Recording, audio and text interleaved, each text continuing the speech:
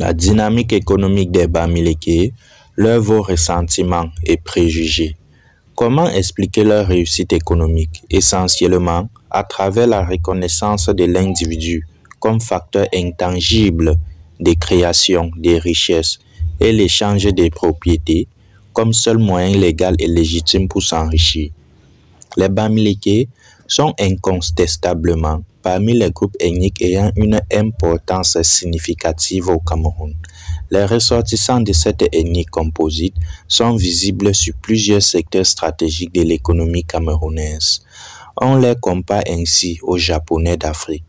Ce dynamisme économique leur vaut cependant le ressentiment ou encore des préjugés sur les raisons de cette réussite économique. Les études réalisées jusqu'ici sur cette ethnie insistent particulièrement sur l'apport de la culture dans ce dynamisme. Ils bénéficieraient ainsi de la prédisposition culturelle à même de leur permettre de réussir économiquement. Pour d'autres, en revanche, les raisons de cette réussite seraient à chercher dans la mystique qui participe à la construction de ce groupe ethnique. Entre culture et mystique, comment expliquer cette réussite économique des Bamileke?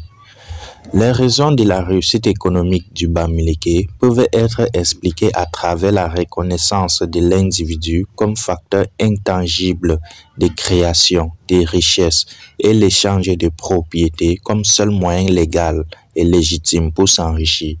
En effet, la société Bamileke est fondée sur l'idée de la promotion individuelle. Celle-ci suppose que chaque individu, dans le but de s'assurer une continuité, doit progresser par ses propres efforts. Car chez les Bamileke, en plus du fait que la famille Bamileke éclate à chaque génération pour donner naissance à des nouvelles familles, l'accession à certains strates de la structure sociale nécessite une certaine essence financière. La société civile Bamileke joue ici un rôle fondamental. Elle est très structurée, comprenant des associations ou des confréries où les Bamileke se réunissent périodiquement. L'intégration de ces associations et confréries suppose que l'on a plus ou moins atteint une essence financière par l'échange et donc assure la promotion individuelle. C'est au cours de ces rencontres que le système financier traditionnel appelé tontine entre en action. Ici, le capital financier qui est mobilisé dans le but soit de le faire fructifier ou alors de résoudre des problèmes sociaux d'un certain ordre. Ces réseaux sont non seulement économiques, mais fournissent aussi une sorte de sécurité sociale privée rassurante. Cet individualisme, couplé à une sphère communautaire active, favorise alors ce que la psychologue Juliane Rutter appelle le culte du contrôle interne, qui n'est rien d'autre que l'intériorisation par l'individu du pouvoir qu'il a de se projeter sur le monde et de contrôler son destin. L'organisation politique du peuple Bamileke n'est pas étrange à cet état de fait. Elle se réalise autour de la chefferie où sont concentrés les différents pouvoirs, mais la mise en œuvre ne dépend pas du chef uniquement, mais aussi du conseiller des 9 ou du conseil des 7. Même si le chef est reconnu comme le détenteur des terres, une fois celle-ci attribuée à une famille, cette dernière bénéficie automatiquement des droits individuels sur la terre, pouvant ainsi valoriser sa propriété dans le respect des us et coutumes et participe indirectement au développement de toute la communauté.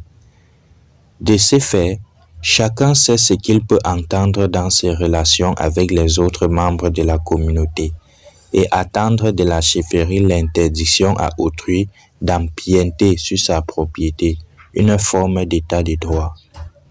Cette reconnaissance de la propriété constitue une incitation pour les Bamileke à investir et être productifs. La propriété permet en effet de se protéger dans le futur. Lorsque l'on peut compter sur le fait de récolter dans le futur les fruits de ses efforts productifs. La possible interférence sur les propriétés ou la commission d'actes contraires aux mœurs sont réglés par le chef et les notables. Dotés de pouvoirs mystiques, ces derniers ont effectivement un rôle important, considéré comme ailleurs comme une forme d'incitation au respect des institutions traditionnelles. Il se trouve que chez les Bamileke, ils reconnaissent et protègent les droits individuels. L'autorégulation de la société se fait ainsi dans le sens de l'épanouissement individuel. Le désir de concrétisation du principe de promotion individuelle expliquerait alors la forte émigration de cette ethnie.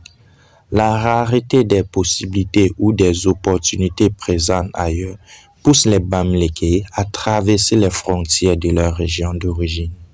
Ce qui est remarquable une fois de plus, c'est leur capacité à s'installer dans un endroit et y réussir où d'autres n'ont pas pu. L'obsession de la réussite amènerait le Bamileke à utiliser de façon optimale les informations de son environnement.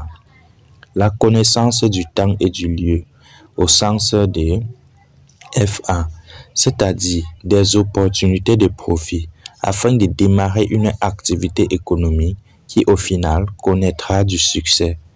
C'est ce qu'Yves Maguera lui qualifie d'audace, de persévérance et d'aptitude à l'innovation qui forge l'esprit positif du Bamileke.